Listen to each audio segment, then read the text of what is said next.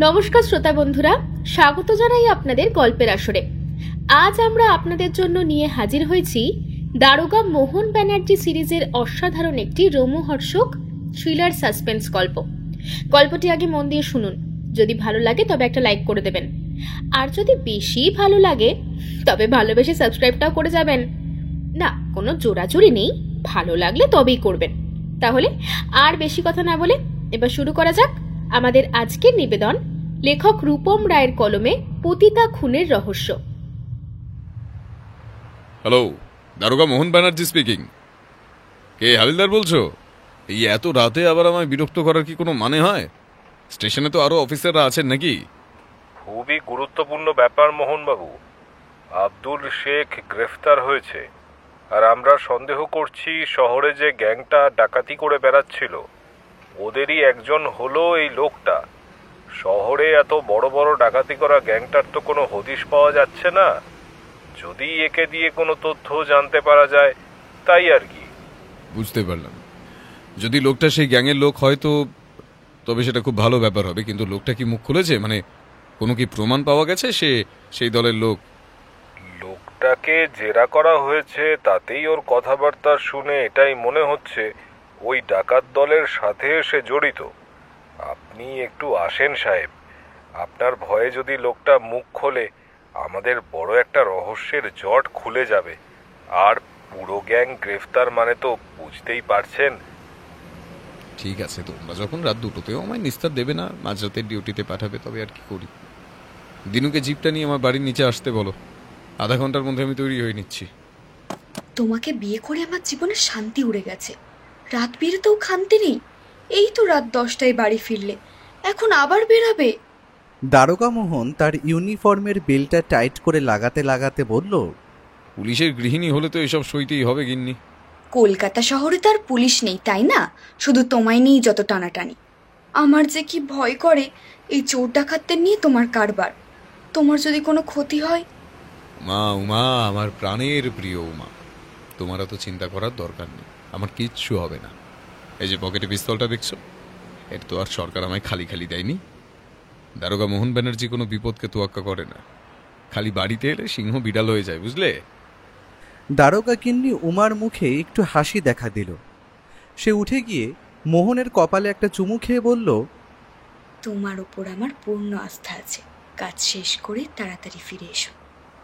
তুমি আমায় বোঝো। দিন শেষে তোমার সঙ্গে থাকলে নিজেকে মানুষ মানুষ মনে হয়।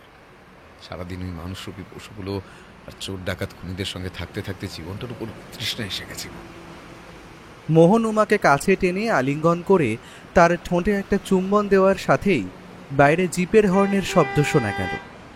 উমা লজ্জায় লাল হয়ে তার থেকে দূরে সরে গিয়ে বলল, দেখো তোমার গাড়ি এসে গেছে।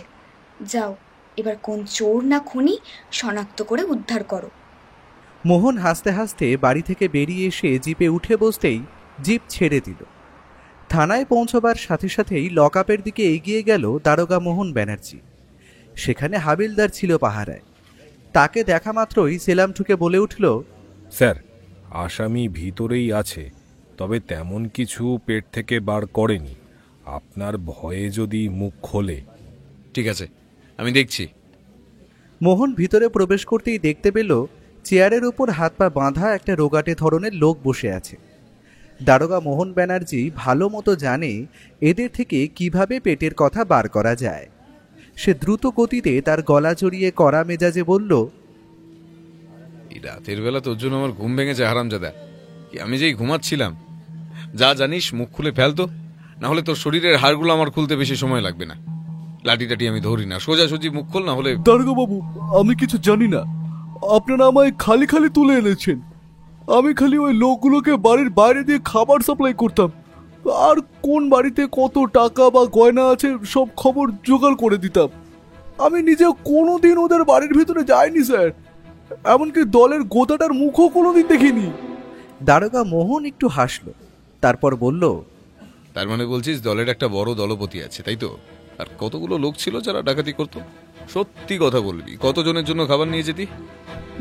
বাবু, কয়েকদিন তো ওই 7 জন, কয়েকবার 6 জনের খাবার নিয়ে যাওয়ার অর্ডার আসতো আমার কাছে। আমি খালি খাবার দিয়ে চলে আসতাম। তার প্রতিবার আলাদা আলাদা জায়গায় খাবার দেওয়ার জন্য ডাক পড়তো। খবর জোগাড় করে দিতি মানে তুই কিভাবে জানতি কার বাড়িতে কত টাকা বা গয়না আছে?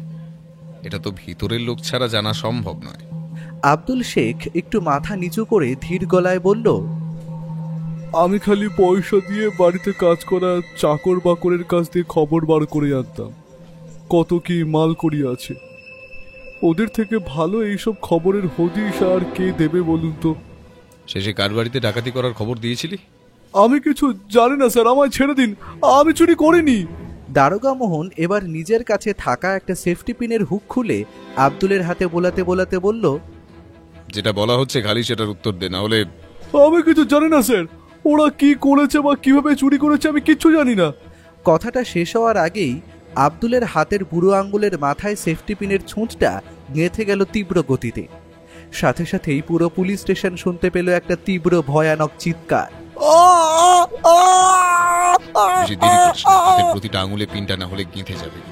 বলছি স্যার, ওটা সরান স্যার, ওটা সরান। শেষবার আমি বুড়ি ইন্দুবালার বাড়ির ঠিকানা ওদের বলেছিলাম, ওরা সেখানে ডাকাতি করতে গেছিল সেই রাতে। ইন্দুবালা কি আর তার বাড়ি কোথায়?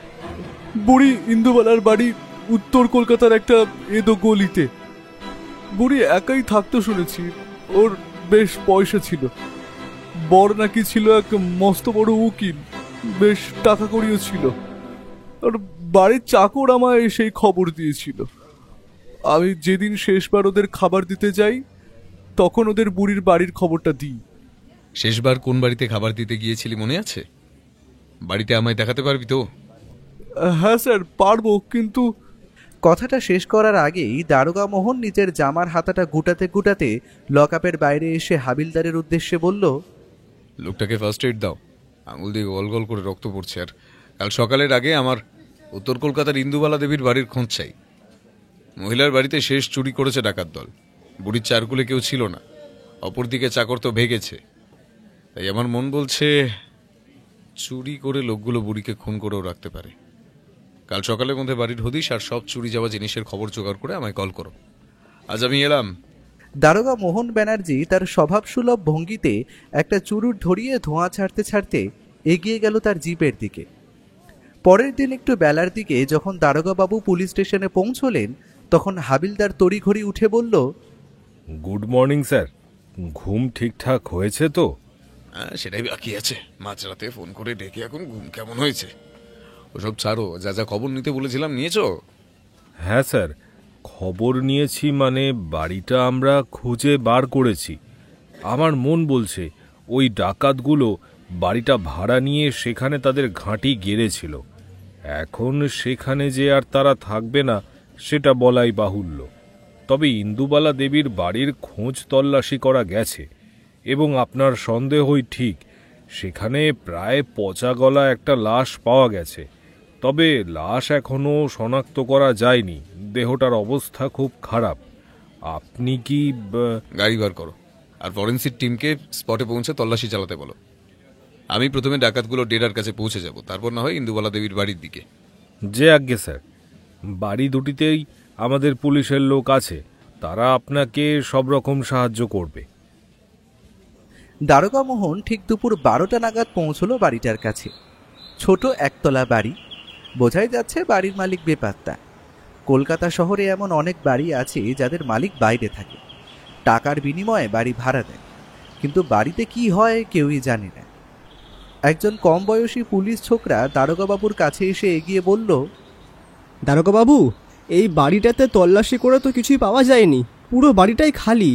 ডাকাত দল মনে হয় এখানে থাকতোই না, এমনকি এখানে মানুষ যে থাকতো তার তো কোনো চিহ্ন অবধি নেই। তার মানে যে লোকটা স্টেশনে ধরা পড়েছে সে আমাদের ভুল ইনফরমেশন দিয়ে কিছু একটা লুকোতে চাইছে। ওদের মতলব কি আলাদা? আরো বড় কিছু ডাকাতির প্ল্যান করছে না তো ওরা? আমাদের এখানে ব্যস্ত রেখে নিজেরা অন্য কার্যসিদ্ধি করবে না? দারোগাবাবু, এখন তো কিছুই বলা যাচ্ছে না, তবে এই বাড়িটাতে মানুষ থাকতো না এটা তো সঠিক। আর ডাকাত দলে তো 5 জনের বেশি থাকলে তাদের পায়ের ছাপ পাওয়া যেত। পুরো বাড়িটাই কিন্তু অপরিষ্কার, মেঝেতে পুরো ধুলোর আস্তরণ জমে আছে, এখানে কিন্তু তারা ছিল না। তোমরা বাড়িটা পুরো ঘুরে দেখেছো? ঘরগুলোতে যে লোক ছিল না সেটা বুঝতে পারলাম, কিন্তু আমার চোখ যে অন্য কথা বলছে। এর জন্য বলি তোমাদের অভিজ্ঞতা এখনো কম। বাড়ির পেছন দিকে যে রাস্তাটা জঙ্গলাকীর্ণ, সেখানে কাঁদামাটির উপর আমি কয়েকটা পায়ের ছোপ দেখে আসলাম। চলো সেই দিকে যাওয়া যাক, সেখানে যদি কিছুর হদিশ পাওয়া যায়। তার জন্যই তো আপনি দারোগা স্যার। চলুন চলুন, এগিয়ে দেখা যাক। দারোগা মোহন যখন তার ৩-৪ জন পুলিশের লোককে নিয়ে বাড়ির পেছনের দিকে এগোলো, পায়ের ছাপ লক্ষ্য করে তারা সেইখানে পৌঁছে একটা অদ্ভুত ব্যাপার লক্ষ্য করল। সেই স্থানে রয়েছে একটা ছোট মতো ইদারা। তবে কি ডাকাত দল সেখানে নিজেদের চোরাই মাল লুকিয়ে গেছে? সেইখান দিয়েই কি উদ্ধার হবে চুরি যাওয়া সমস্ত টাকা আর সোনাদানা? কথাটা ভাবতে ভাবতে যখন দারোগা মোহন ইদারার কাছে পৌঁছালো, ঠিক এমন সময় একটা ঘটনা ঘটে গেল যার জন্য প্রস্তুত ছিল না কেউ। হঠাৎ করেই যতজন এসেছিল তাদের অবাক করে ইদারার পাশের একটা জঙ্গল দিয়ে ফোঁস-ফোঁস শব্দ করে বেরিয়ে এলো একটা লম্বা সরীসৃপ। হয়তো পরিত্যক্ত বাড়ির জঙ্গলে মানুষের যাতায়াত নেই, তাই হয়তো সে এখানে বাসা বেঁধেছে। তার উপর এখন বর্ষাকাল, সাপখোপ থাকা কোনো অসাধারণ ব্যাপার নয়। দারোগা মোহন হাত দেখিয়ে সবাইকে পিছিয়ে যেতে বলল, যদি সেটা কোনো বিষধর সাপ হয় তার ভয়ে। সে নিজেও একটু একটু করে ধীরে ধীরে পিছিয়ে এলো। ঠিক এমন সময় পায়ের শব্দ শোনা মাত্র জিপটা তীব্র আক্রোশে ফনা তুলে আক্রমণ করতে এলো তাদের উপর। পেছন দিক দিয়ে ততক্ষণ একটা পুলিশ তার পিস্তলটা তাক করেছে সাপটার দিকে। যে কোনো মুহূর্তে সেই পিস্তলের গুলি লাগার সাথে সাথেই ছিন্ন ভিন্ন হয়ে যাবে এই নিরপরাধ জিপটা। কিন্তু বন্দুকের খুট শব্দটা শোনা মাত্র দারোগা মোহন নিজের হাত তুলে সেটা নামিয়ে নিতে বলল। তারপর অতি সাবধানে প্রচণ্ড সাহসের সাথে সাপটার সামনে নিজের ডান পায়ের বুট জুতোটা সাপটার দিকে হালকা হালকা করে নাড়তে থাকলো। সাপটাও যেন মন্ত্রমুগ্ধের মতো বুটের দিক বরাবর মাথা দুলিয়ে তার প্রত্যুত্তরে জবাব জানাচ্ছিল। কিন্তু সবাইকে অবাক করে একটা অদ্ভুত ঘটনা ঘটে গেল। হঠাৎ করেই জিপটা ফনা নামিয়ে ধীর গতিতে পেছনের জঙ্গলে ঢুকে গেল। একসাথে 4 জন মানুষ দেখল তাদের দারোগা মোহন কিভাবে একটা বিষধর সাপকে অতি সহজে না মেরে কুপোকাত করে ফেললেন। সব জায়গায় বন্দুক বার করার কি কোনো দরকার আছে হাবিলদার? এরা অবলা জীব, আমরাই তো এদের ঘর জঙ্গল ধ্বংস করে বসতি বানাচ্ছি। নিরপরাধ জীবদের মেরে সব কার্য সিদ্ধি হয় না। সে যাই হোক, এগিয়ে চলো। ইদারাটার ঢাকনা সরাও। এটা যে খোলা হয়েছে কয়েকদিনের মধ্যেই, তা আমি নিশ্চিত। একজন কম বয়সী পুলিশ ছোকরা এগিয়ে গেল ইদারার দিকে। সে অত্যন্ত কৌশলে বল প্রয়োগ করে সিমেন্টের ইদারার ঢাকনাটা ফেলে দিতেই অবাক হয়ে চিৎকার করে বলে উঠল, দারোগা বাবু, এখানে যে একজন বয়স্ক মহিলা পড়ে রয়েছেন, এনাকে হাত পা বেঁধে ফেলে দেওয়া হয়েছে। ইদারাটা শুকনো, তাই আশা করা যায় জীবিতই আছেন। সেই স্থান দিয়ে উদ্ধার হলেন বৃদ্ধা ইন্দুবালা দেবী। ডাকাত দল তাকে এই বাড়ির ইদারার মধ্যে ফেলে দিয়ে গিয়েছিল। ভেবেছিল হয়তো কেউ হদিশ পাবে না। বৃদ্ধা কয়েকদিন না খেতে পেয়ে সেইখানেই দেহত্যাগ করবে। তবে দারোগা মোহনের তীক্ষ্ণ ধার দৃষ্টির জোরে সেইবারের মতন বৃদ্ধা নতুন এক জীবন পেলেন। তাকে পাঠানো হলো হাসপাতালে। ডাক্তারবাবু জানালেন, দেখুন, মহিলাকে ডাকাতরা 3 দিন আগেই সেই ইদারায় ফেলে দিয়ে গিয়েছিল। হালকা চোট আছে বটে, হ্যাঁ, তবে কপাল জোরে বৃদ্ধা ইন্দুবালা বেঁচে গিয়েছে। পুলিশ আজ তাকে উদ্ধার না করতে পারলে হয়তো আজ রাতেই তার মৃত্যু ঘটত। এমনকি ঘটনা ঘটে থাকতে পারে যার জন্য ডাকাত দল ওই ইন্দুবালা দেবীকে এই বাড়ির লুকানো ইদারায় মৃত্যুর মুখে ফেলে দিয়ে গিয়েছিল। এই গভীর রহস্যের পেছনে কি কোনো কারণ থাকতে পারে? তার মানে ইন্দুবালা দেবী যখন জীবিত, তখন ইন্দুবালা দেবীর ঘরে যে লাশটা উদ্ধার হয়েছিল সেটা কার? একটার পর একটা রহস্য মনে দানা বাঁধতে শুরু করে দারোগা মোহনে। হয়তো এইসবের পেছনে লুকিয়ে আছে এক গভীর ষড়যন্ত্র, আর সেই রহস্যেরই সমাধান করতে হবে দারোগা মোহন ব্যানার্জিকে। এর আগেও অনেক কেস সে সলভ করেছে বটে, তবে এটা যেন প্রচণ্ডভাবে জটিল আর অদ্ভুত। বয়স্ক ইন্দুবালা দেবী হাসপাতালে সঠিক সেবা এবং উপযুক্ত খাবার পাওয়ার দরুন একটু সুস্থ হয়ে উঠলেন। ডাক্তারবাবুরা যখন বললেন ওনার সাথে এখন কথা বলা চলে, তখন আর দারোগা মোহন এক মুহূর্ত বিলম্ব করেন। তবে সেই বয়স্ক মহিলার থেকে যে অদ্ভুত তথ্য তিনি আবিষ্কার করেন, তাতে এই কেসটার মোড় অন্যদিকে ঘুরতে শুরু করে। দারোগা মোহন ব্যানার্জি যখন বৃদ্ধার হাসপাতাল ঘরে প্রবেশ করেন, বৃদ্ধা ইন্দুবালা তখন নিজের হাত জোর করে উঠে বসেছেন। এমা, আপনি উঠে বসলেন কেন? এমনিতেই আপনার শরীরের অবস্থা তেমন ভালো নয়। আপনি শুয়ে পড়ুন, শুয়ে শুয়েই বলুন। বাবা, তোমায় যে কি বলে ধন্যবাদ দেব। তার আর আমার কাছে কোনো ভাষা নেই গো। এই 65 বছর বয়সে সে যখন শয়তানগুলো আমায় ওই ভাঙাই দাঁড়ার মধ্যে ফেললো, তখন মনে হয়েছিল এইটাই হয়তো পৃথিবীতে আমার আমার শেষ দিন। ওহ ঈশ্বর, ঈশ্বর হয়তো আমায় আমায় অজানা কোনো পাপের সাজা দিচ্ছেন, তাই হয়তো আমার আমার জীবন আশা নেই ভাবেই ঘটবে। তবে তবে তুমি দেবতার মতো এসে আমায় উদ্ধার করলে, তুমি আমার ছেলের মতো বাচ্চা। দারোগা মোহনের চোখ দুটো যেন খানিক সময়ের জন্য ছলছল করে উঠল। সত্যি এই রকম কাজগুলো করার জন্যই তো তিনি এই পুলিশের চাকরি বেছে নিয়েছিলেন। এক বৃদ্ধা মায়ের মতো মানুষের জীবন রক্ষা করার মতো মহৎ কাজ তো আর হতে পারে না। তবে দারোগা মোহন নিজেকে সামলে বললেন, আপনাকে ধন্যবাদ দিতে হবে না, এটাই আমাদের কাজ। তবে আপনার থেকে আমরা কিছু তথ্য জানবো। আসলে ওই ডাকাত দলটিকে আমরা বহুদিন ধরে খুঁজে চলেছি, কিন্তু উপযুক্ত সাক্ষ্য প্রমাণের অভাবে তাদের ধরা সম্ভব হচ্ছে না।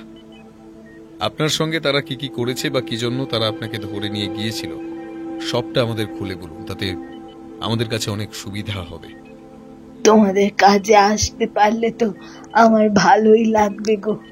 ঠিক আছে, তবে বলি শোনো, সেই দিন রাতটা কবে আমার ঠিক মনে নেই, তবে সপ্তাহ খানেক আগে হবে মনে হচ্ছে। আমি রাতের বেলা নিজের খাওয়া দাওয়া সেরে সবে শুয়েছি। রাতে আমার ঘুম তেমন একটা গাঢ় হয় না, আসলে বাতের ব্যথাটা মাঝে মাঝেই বাড়ে। সেই দিন রাত তখন কটা হবে, ওই 2টো মনে হয়। আমি হঠাৎ করে কয়েকজন লোকের কথাবার্তার শব্দে ঘুম থেকে উঠে বসি। ঘুম ভাঙতেই লক্ষ্য করি প্রায় 5 লোক তন্ন তন্ন করে আমার ঘরটা অগোছালো করছে গো। আমি বয়স্ক মানুষ, ওদের দেখা মাত্র বলে উঠি, এই তোমরা কারা? আমার ঘরে কি করছো? বুড়ি জেগে গেছে, ওকে জিজ্ঞেস কর মাল সব কোথায় রাখা আছে। এই শালি বুড়ি, জলদি বল টাকার আরেক 10 ভারী গয়না কোথায় লুকিয়ে রেখেছিস? আর বেশি কুইকাই আর চিৎকার করলে এখানেই মেরে শেষ করে দিয়ে যাব। আমি বয়স্ক মানুষ, তোমরা আমার সাথে এমনটা কেন করছো বাবা? চুপ বুড়িয়া, যেটা বলা হচ্ছে খালি সেটার উত্তর দে, নাহলে। ওই যে ওই লোহার বড় সিন্দুকটা দেখছো, ওটার মধ্যে কাপড় জামা রয়েছে, তার নিচেই রয়েছে সোনা দানা। আর টাকা? আমাদের কাছে পাক্কা খবর আছে তোর কাছে ভালো লাখ টাকার উপর ক্যাশ আছে। মরা স্বামীর সব সম্পত্তি পেয়েছিস তুই। তোমরা জানে বা নিয়ে নাও, টাকা গয়না সব সব, কিন্তু আমায় প্রাণে মেরো না গো। কথা দিলাম আমি পুলিশকে কিছুটি জানাবো না। সব টাকা আর সোনা দানা পেয়ে গেছি, এগুলোকে এখন ব্যাগে চালান করি আগে, তারপর দেখবো এই বুড়ির কি করা যায়। তোমাদের জানে বা তো নেওয়া হয়ে গেছে, তবে আমায় এবার ছেড়ে দাও। এমন সময় হঠাৎ করেই একটা ডাকাতের পকেটে ফোনটা বেজে ওঠে। সে সেটা কানে দিয়ে বলে, কাজ হয়ে গেছে সর্দার, বুড়িটাকে কি করব? খতম করে দিয়ে আসবো? কি বলছেন কি? এখন ওকে সাথে করে নিয়ে আসতে হবে? এ তো বেয়াক্কেলি ঝুঁকি।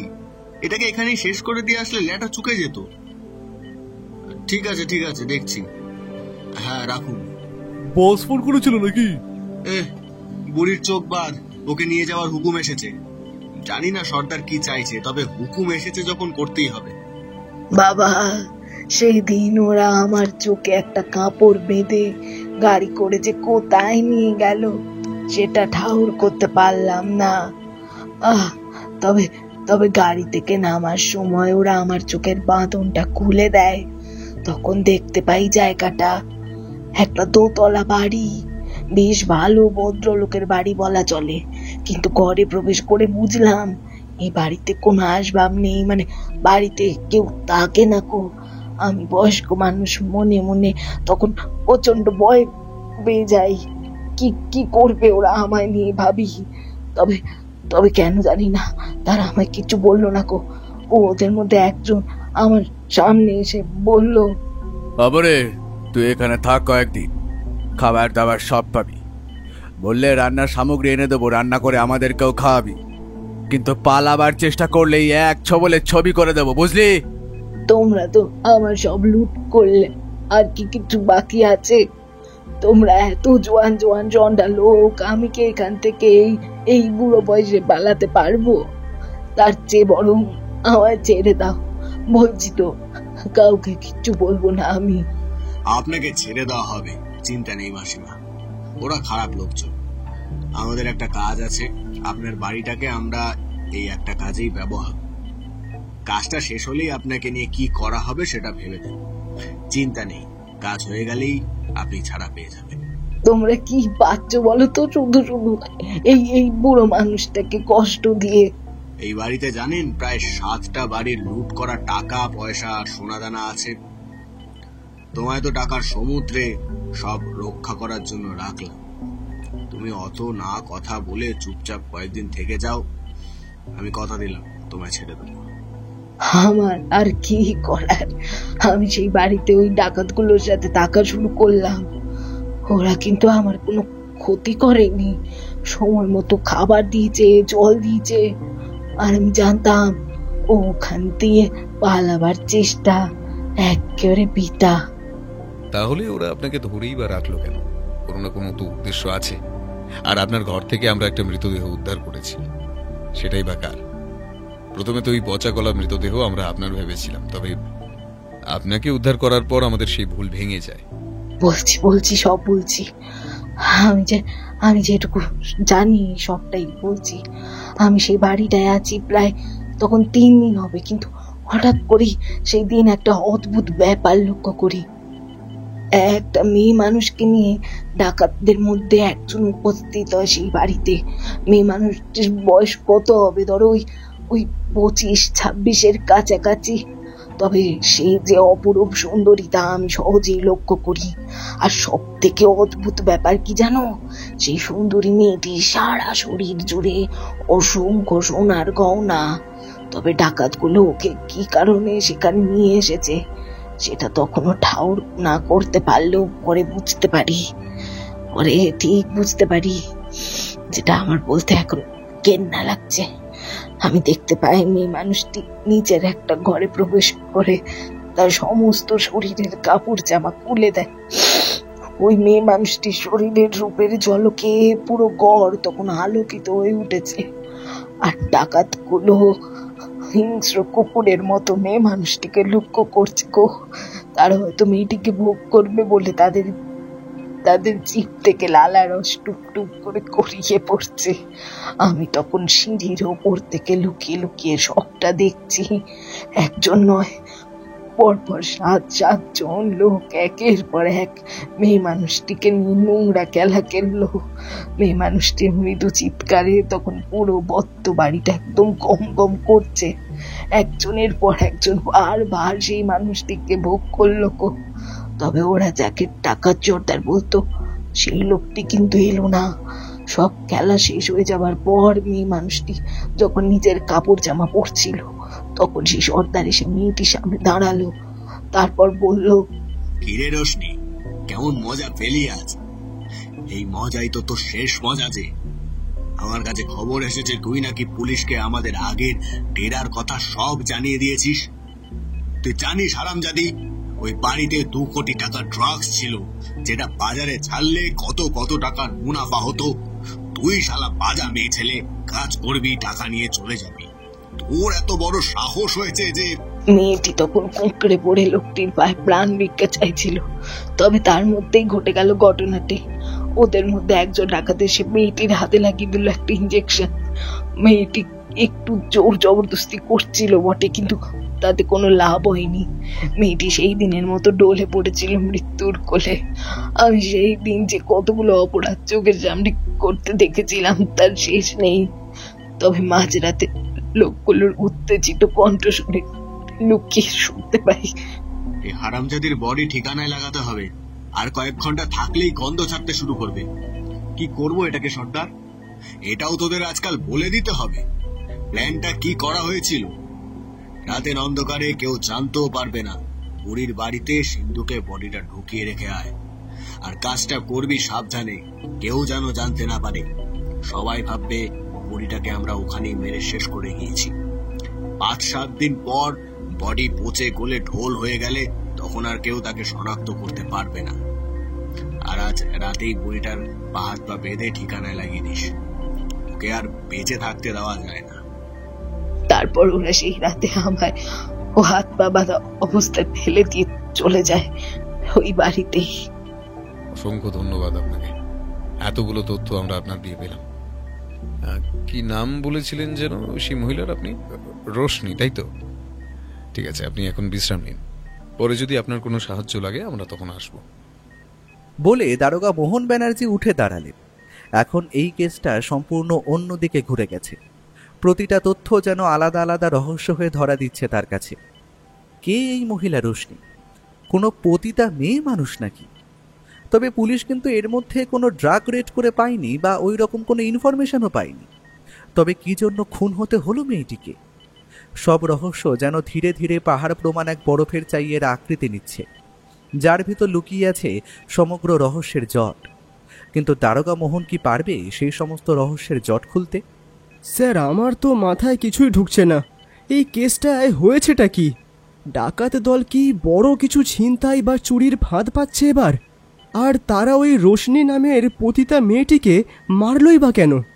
আমার তো মন বলছে স্যার, ওই পতিতা মেয়েটা ওদেরকে অনেক আগে থেকেই চিনত।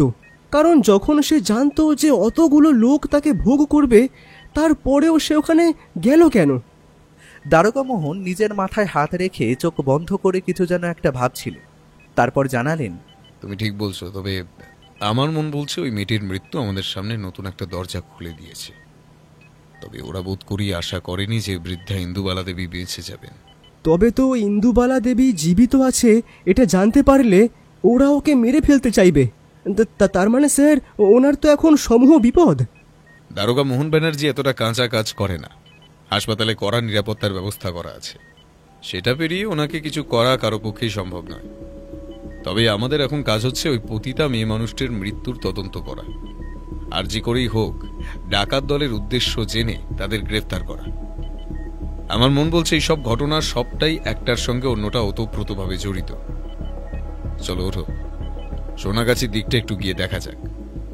শহরের বড় বড় পতিতারা সেইখানেই থাকে, আর এই মহিলার গায়ে যখন অতগুলো ভারী গহনা ছিল, সে আশা করা যায় বড় গোছের পতিতা। তাই ওখানে গিয়েই আমাদের খবর বার করতে হবে। হাবিলদারকে বলো জিপ বার করতে। হাবিলদার জিপ বার করে স্টার্ট দিতেই দারোগা মোহন ব্যানার্জি উঠে বসলেন, তাতে সাথে কম বয়সী পুলিশ ছোকরা। হাবিলদার ভালো মনে ওনার উদ্দেশ্যে বলল, স্যার, কোথায় যেতে হবে এখন? সোনাগাছির দিকে নিয়ে চলো, একটা কাজ আছে। কথাটা শোনার পর হাবিলদারের মুখটা দেখার মতো ছিল। সে যেভাবেই ছিল একটু ভয়ে ভয়ে জিপ নিয়ে এগোলো। পুলিশ ছোকরা ব্যাপারটা বুঝতে পেরে খালি হাসি মুখে একবার দারোগা মোহন বাবুর দিকে তাকান। দারোগা মোহন তখন নিজের ভাবনায় মশগুল। আসলে কোনো জটিল কেস তার মাথায় ঘুরলে কোনো ব্যাপারই তাকে স্পর্শ করতে পারে। একটার পর একটা তথ্য যেন পাহাড়ের মতো বৃহৎ আকার নিচ্ছে সবার কাছে। তবে ডাকাত দল যে বড় কিছু করতে চলেছে সেটা সহজেই অনুমান করা যায়। তারা এবার যে জায়গাটায় পৌঁছালো সেটা যে তিলোত্তমার মধ্যে সবচেয়ে কলঙ্কতম জায়গা সেটা বলে দিতে হয় না। একের পর এক ছোট ছোট পায়রার খোপের মতো ঘরগুলো দাঁড়িয়ে আছে সারিতে। শহরের নামজাদা বাবু থেকে শহরে কাজ করতে আসা কেরানিদের অনেকেরই দেখা মেলে এই পল্লীতে। পৃথিবীতে মানুষ যে কতটা শরীরের জন্য পাগল তা হয়তো এই স্থানে এসে লক্ষ্য করা যায়। কিন্তু দারোগা মোহন জানেন যে এই ছোট ছোট ঘরগুলো দিয়ে তার কাজ হবে না, কারণ এই ছোট ঘরগুলোর যারা থাকে তারা নিজেদের ব্যবসায়ী ঘরের মধ্যেই সীমাবদ্ধ রাখে। কিন্তু যারা একটু উঁচু ধাতের পতিতা তাদের বাড়ি এই নিষিদ্ধ পল্লীর মধ্যে এক নির্দিষ্ট জায়গায়। তারা শহরের বড় বড় বাবুদের সাথে একসাথে কয়েকদিনের জন্য পল্লী ছেড়ে বেরিয়ে যায় কাজের জন্য। ওদের মধ্যেই একজন চেনা পতিতাকে চেনেন দারোগা মোহন, কারণ একটা কেসের খাতিরে তার সাথে আলাপ হয়েছিল। তার বাড়ির কাছে গিয়েই দারোগা মোহন ব্যানার্জি হাঁক দিলেন, কে রুক্মিণী, বাড়ি আছো নাকি? ঘরের দোর খোলো। কয়েকবার ডাকার পর একজন মহিলা দরজার আগল খুলে বাইরে এসে নিজের শাড়ি ঠিক করতে করতে বলল, পুলিশ বাবু দেখছি যে, তা এইদিকে আজ কি মনে করে স্যার?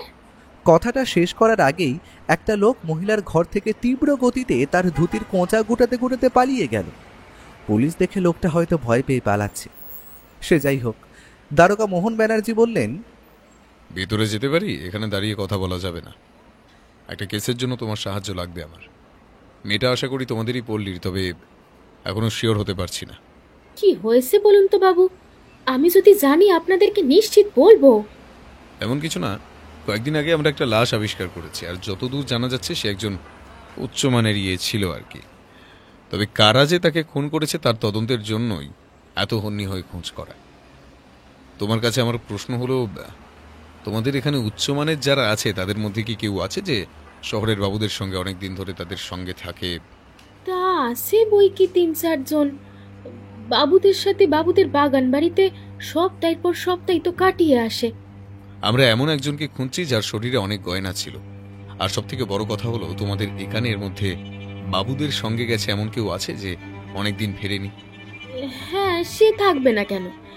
সুমেলি আর রোশনি আছে, যারা গেছে ওই প্রায় সপ্তাহ হতে চলল, তবে ফেরার কোনো নাম নেই।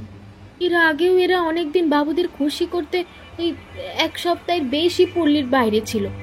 তবে এবার যেন রোশনি অনেকদিন হলোই গেছে, এখনো ফেরেনি। ওদের কারো কোনো ক্ষতি হয়নি তো স্যার? Very sad. তোমাদের রোশনি মেয়েটাই হয়তো খুন হয়েছে। ওর নামটাই হয়তো ধরা পড়েছে আমাদের খবরে, তবে এখনো কনফার্ম না। তবে তুমি আমায় আর একটা খবর বলতে পারবে? কি দারোগা বাবু? এই রোশনি বলে মেয়েটা শেষ যার সঙ্গে গিয়েছিল, তার নাম, ঠিকানা বা বাড়ির কিছু, আমাদের তার নামটা জানতে পারলে অনেক কাজে দিত আর কি। রোশনি তো বলতো এক মুসলমান বাবু, কি নাম জানো, আনোয়ার হোসেন না কি এক নাম। তা লোকটা নাকি বেশ বড় লোক, আর 1 সপ্তাহের ওপর একজনকে নিয়ে যাচ্ছে, তার মানে বুঝতেই পারছেন তার টাকার অভাব হবে না। আর সে একা না, লোকটার অনেক সাগরেদও আছে, বুঝতেই তো পারছেন। ঠিক আছে, অসংখ্য ধন্যবাদ আমাদের সাহায্য করার জন্য। এবার আমার কাছে অনেকটা পরিষ্কার হলো ব্যাপারটা। বলছি স্যার, একবার কি ওই রোশনির বাড়িটা তল্লাশি করে দেখলে ভালো হয় না, যদি কিছু পাওয়া যায়? আর এই আনোয়ার লোকটার নামে পুরনো কোনো কেস রয়েছে কিনা সেটাও মনে হচ্ছে একবার খতিয়ে দেখতে হবে। ঠিক আছে, আমি জিপটা নিয়ে বেরোচ্ছি, থানায় গেলাম। তুমি ফিরে আমার সমস্ত খবর দাও। এখানে বেশিক্ষণ আমার জন্য সঠিক হবে না। হ্যাঁ স্যার, কোনো সমস্যা হবে না, আমি ঠিক পৌঁছে যাব সময় মতো। তল্লাশি করে জানা গেল যে বাড়িটাতে মোট মিলিয়ে প্রায় অনেকগুলো সোনার গয়না পড়ে রয়েছে। রোশনি নামের মেয়েটির যে সোনার গয়নার প্রতি একটা দুর্বলতা ছিল সেটা আর বলে দিতে হয় না। আর শেষবার সে যে বহু গহনা পরিধান করে বেরিয়েছিল সেটা তো আগেই জানা গিয়েছিল। সুতরাং সেই মেয়েটি যে খুন হয়েছে তাতে কোনো আপত্তি নেই। আর হিসেব মতো বলা যায় ডাকাত দল তার গয়না লুট করেছে। স্যার, কি ভাবছেন? কেসটা কোন দিকে যে যাচ্ছে কিছুই তো মাথায় আসছে না। আপনিও তো সকালবেলা সেখান থেকে এসে আর কোনো কথাই বলছেন না। তবে কি স্যার কেসটা অসমাপ্তই থেকে যাবে? দারোগা মোহন ব্যানার্জি মন দিয়ে ভাবছিলেন পুরো ঘটনাগুলো। কথাগুলো শোনার পর তিনি উঠে বসে একটা সিগারেট ধরালেন, তারপর বললেন, আমাদের এখন প্রথম কাজ হচ্ছে যে বাড়িতে বৃদ্ধা ইন্দুবালাকে কিডন্যাপ করে রাখা হয়েছিল সেটা খুঁজে বার করা। আর আমাদের বললে ভুল হবে না যে ওই বাড়িতেই খুন হয়েছে রোশনি নামের মেয়েটা। সুতরাং ওদের গ্রেফতার করতে হলে বাড়িটা খুঁজে বার করা আবশ্যক। একদম স্যার, আমারও একই মত। তবে সেটা কিভাবে সম্ভব স্যার? আমরা তো ওই বাড়িটার ব্যাপারে কোনো ক্লুই পাচ্ছি না। এভাবে তো স্যার ওটা খুঁজে বের করা ওই খড়ের গাদায় সূঁচ খোঁজার মতো হয়ে যাবে। বৃদ্ধ ইন্দুবালা এখন পুরোপুরি সুস্থ। ওনাকে নিয়ে আমরা কলকাতার অলিতে গলিতে ঘুরে বেড়াবো। যে স্থানটিকে সন্দেহের মনে হবে বাড়িতে গিয়ে তল্লাশি চালাবো। আর আমার মন বলে ডাকাত দল একসঙ্গে যে বাড়িতে থাকবে সেটা অবশ্যই ভাড়ার বাড়ি হতে হবে, যার মালিক এখানে থাকে না। সুতরাং আমাদের পাড়ায় পাড়ায় গিয়ে এরকম বাড়ি খুঁজে বার করতে হবে। আর পাড়ার আশেপাশের অঞ্চলে যে স্থানীয় দোকানগুলিতে খোঁজখবর নিতে হবে যে সন্দেহজনক কোনো ব্যক্তিদের তারা দেখেছে কিনা। অবশ্যই স্যার, আমরা তার খোঁজ করব। তবে বৃদ্ধা ইন্দুবালা একবার দেখলে হয়তো বাড়িটা চিনতেও না পারে।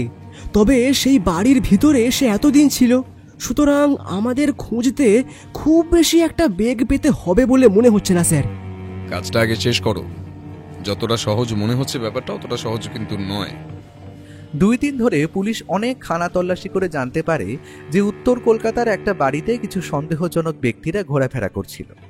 আর সবথেকে বড় কথা হলো যে আব্দুল শেখ গ্রেপ্তার হয়েছিল, তাকে কয়েকদিন সেই পাড়ার আশেপাশে ঘোরাঘুরি করতে দেখা গিয়েছিল। হয়তো সে ডাকাত দলের খাবার জোগান দিতে যেত সেইখানে। খবরটা কনফার্ম হতেই দারোগা মোহন ব্যানার্জি আর অপেক্ষা করেনি। সে তৎক্ষণাৎ নিজের ফোর্স নিয়ে বেরিয়ে পড়ে বাড়িটা খুঁজে বার করতে। তারা যখন সেই গলির মুখে বৃদ্ধা ইন্দুবালা দেবীকে নিয়ে এগিয়ে গেল, বৃদ্ধা তখনও কিছুই চিনতে পারেনি। দেখুন তো ইন্দুবালা দেবী, এই রাস্তাটাই কিনা? বাবা রাস্তা তো চিনতে পারবো না, হতভাগাগুলো তো আমার চোখের বন্ধ করে নিয়ে এসেছিল না। বাড়িটা দেখলে বা ভিতর দিয়ে দেখলে হয়তো চিনলেও চিনতে পারি। রাস্তার শেষে গাড়িটা এবার থামলো একটা মুদিখানার দোকান লক্ষ্য করে। জায়গাটা বেশ লোকশূন্য। এখানে বোধ করা যায় বেশি মানুষজন থাকে না।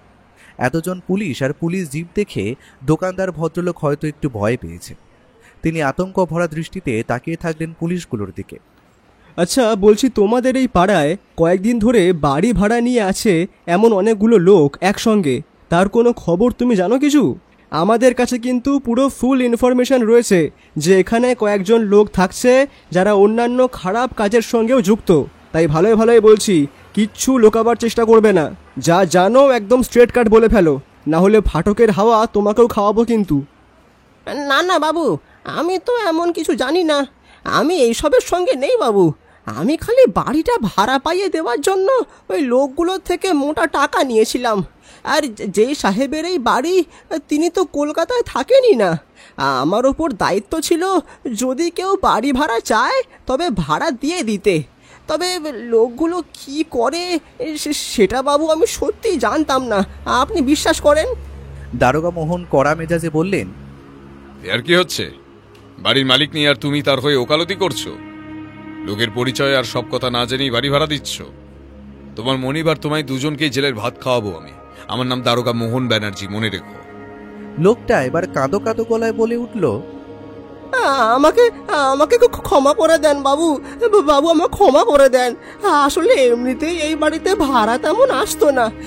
আর এই লোকগুলো এসে মাসে বাড়ি ভাড়ার জন্য 3000 টাকা দেবে বলেছিল বাবু। আর আমাকে কর করে 500 টাকা উপরি, সেটার লোভে পড়েই আর কি বাবু। লোকগুলো এখন কোথায়?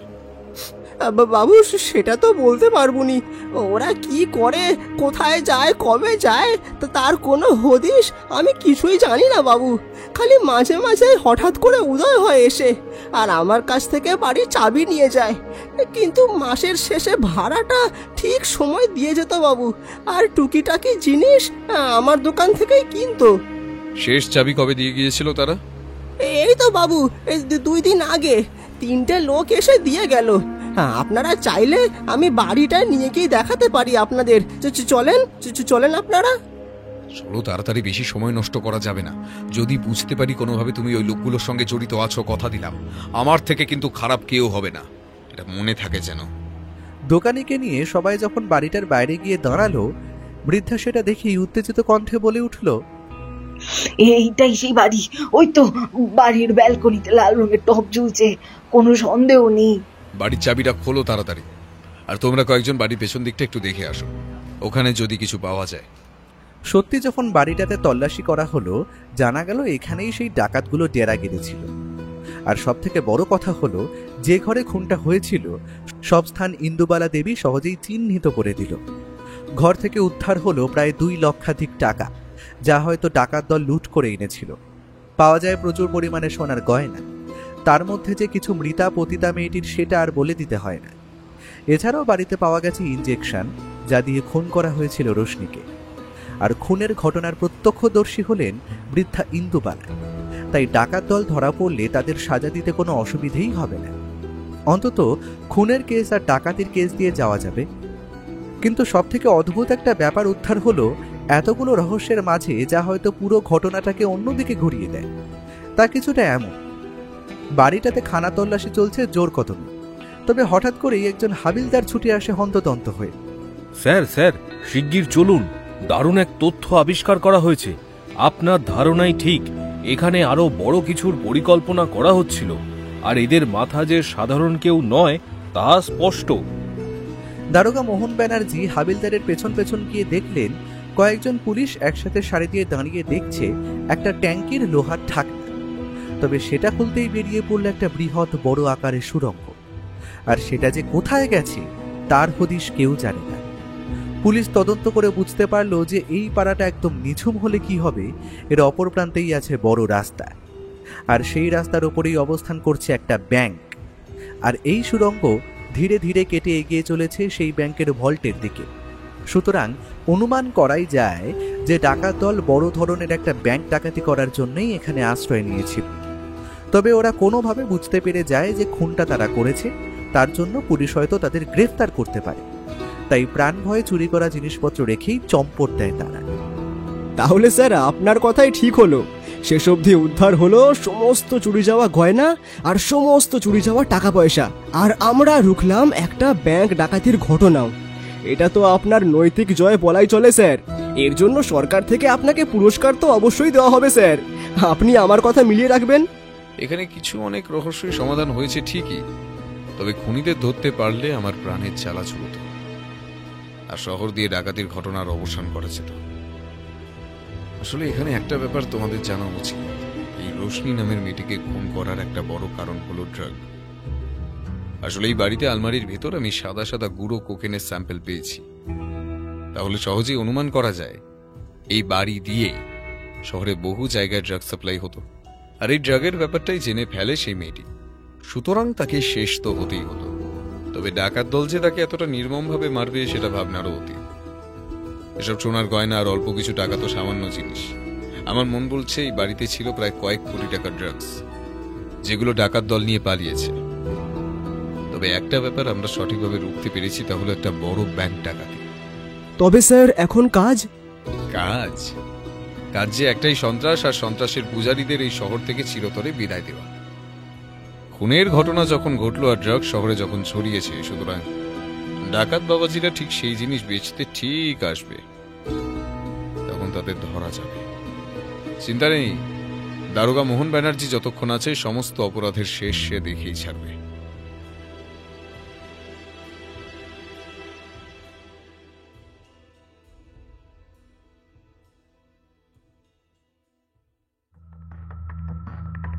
আপনারা এতক্ষণ শুনছিলেন লেখক রূপম রায়ের কলমে দারোগা মোহন ব্যানার্জি সিরিজের গল্প পতিতা খুনের রহস্য। গল্পটা আশা করি আপনাদের ভালো লেগেছে।